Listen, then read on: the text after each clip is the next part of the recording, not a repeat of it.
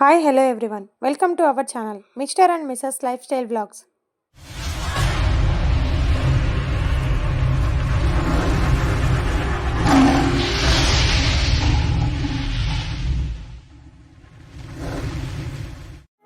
సంకటహర చతుర్దశి యొక్క విశిష్టతను, సంకటహర చతుర్దశి యొక్క వ్రత కథను ఈ వీడియో ద్వారా తెలుసుకుందాం.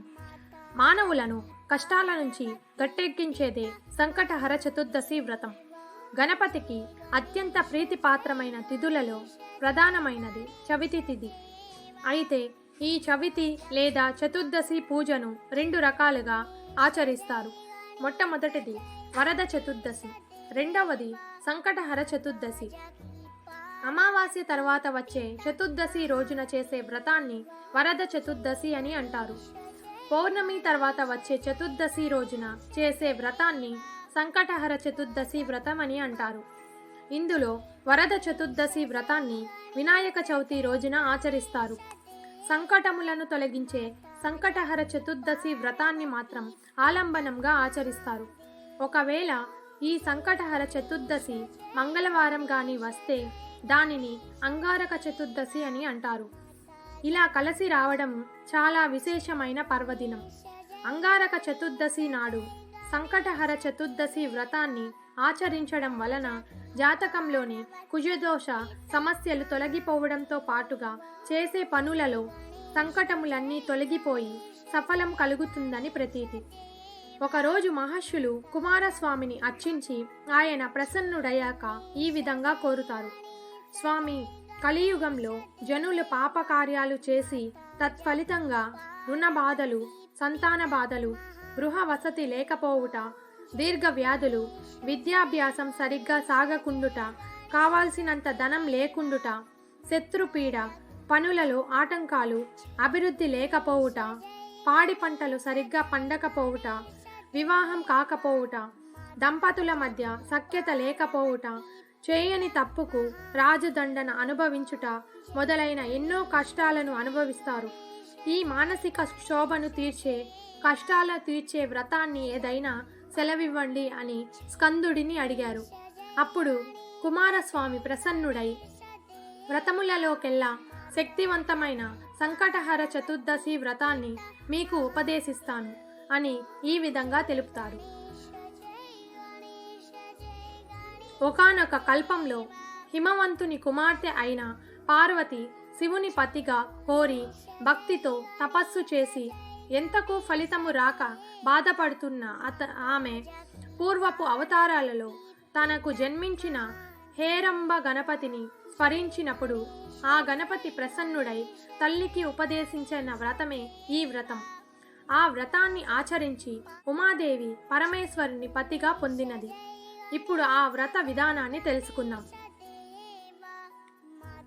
ఈ వ్రతాన్ని ఏ మాసంలోనైనా బహుళ చతుర్దశి నాడు ప్రారంభించాలి. వాటిలోనూ మంగళవారంతో కూడిన కృష్ణ చతుర్దశి మరింత ముఖ్యమైనది. దీనిని అంగారక చతుర్దశి లేదా భౌమ చతుర్థి అని పిలుస్తారు. చంద్రోదయ వేళ బహుళ చతుర్దశి తిథి ఉన్న రోజు చూసుకొని ఆ రోజు సూర్యోదయానికి ముందే నిద్ర లేచి కాలకృత్యాలు తీర్చుకొని నల్లటి నువ్వులతో కూడిన నీళ్లతో స్నానం చేసి సంధ్యావందనం మొదలైన నిత్య నైవేద్యకాలను ఆచరించి సంకటహర చతుర్దశి వ్రతాన్ని చేస్తానని మొక్కుకొని ఎరుపు రంగు జాకెట్టు పీసును గణపతి ముందు ఉంచి దానిపైన పసుపు, కుంకుమ వేసి అలాగే 3 దోసిళ్ల బియ్యాన్ని దానిపైన పోసి ఎండు ఖర్జూరాలు, 2 వక్కలు, దక్షిణతో కూడిన తాంబూలము అందులో ఉంచాలి. మనస్సులో ఉన్న కోరికను స్వామికి తెలిపి ముడుపు మూట కట్టాలి. దానికి స్వామి గణపతికి 21 సార్లు ప్రదక్షిణ చేసి ఉదయం అంతా ఆహారం తీసుకోకుండా కేవలం పాలు, పళ్ళు మాత్రమే స్వీకరించాలి. ఆ పూటంతా మౌనంగా ఉండాలి. మనస్సులో గణపతి నామస్మరణ చేస్తూ ఉండాలి. సూర్యాస్తమయం అయిన తరువాత తలస్నానం చేసి దీపం వెలిగించి శ్రీ సంకష్టహర చతుర్దశి వ్రతాన్ని ఆచరించాలి. ముడుపు కట్టిన బియ్యాన్ని ఉపయోగిస్తూ తీపి పొంగలి, కుడుములు చేసి స్వామివారికి నివేదించాలి. ఈ విధంగా వ్రతము అయిన తరువాత అతిథులను గణేశుని స్వరూపంగా భావించి ప్రసాదాన్ని గాని భోజనాన్ని కానీ పెట్టాలి. ఆ ముందు రోజు ఆ రోజు బ్రహ్మచర్యాన్ని పాటించి దైవనామస్మరణతో లౌకిక విషయాల మీదకు మనస్సు పోకుండా చూసుకోవాలి. ఈ విధంగా వ్రతం చేస్తే కోరికలు నెరవేరుతాయి. 12 సార్లు చేస్తే ఈ వ్రతానికి వ్రతసిద్ధి కలుగుతుంది. మరునాడు గణపతి హోమం చేయగలిగితే మరింత శ్రేష్టం. భృషుండి మహర్షి వృత్తాంతం గురించి ఇప్పుడు తెలుసుకుందాం. ఒకనాడు ఆకాశ మండలంలో పయనిస్తూ ఉన్న నారద మహర్షికి కుంభీపాక నరకం కనిపించింది. లోపల ఎవరున్నారా అని చూశాడు. లోపల భృషుండి మహర్షి తల్లిదండ్రులు, అతని పూర్వాశ్రమంలోని భార్య, కుమార్తె కనిపించారు. వాళ్ళంతా నరక యాతన అనుభవిస్తున్నారు. వారి బాధలు చూసి చలించిపోయిన నారదుడు వెంటనే భూలోకానికి వచ్చి అక్కడ తపస్సు చేస్తున్న మహర్షి దగ్గరికి వెళ్ళి, ఓ మహర్షి, నీ పూర్వాశ్రమంలోని భార్య, కూతురు, నీ తల్లిదండ్రులు కుంభీపాక నరకంలో దారుణ బాధలకు గురి అవుతున్నారు. అదేమీ పట్టనట్లుగా నీవిలా తపస్సు చేసుకోవడం ధర్మం కాదు.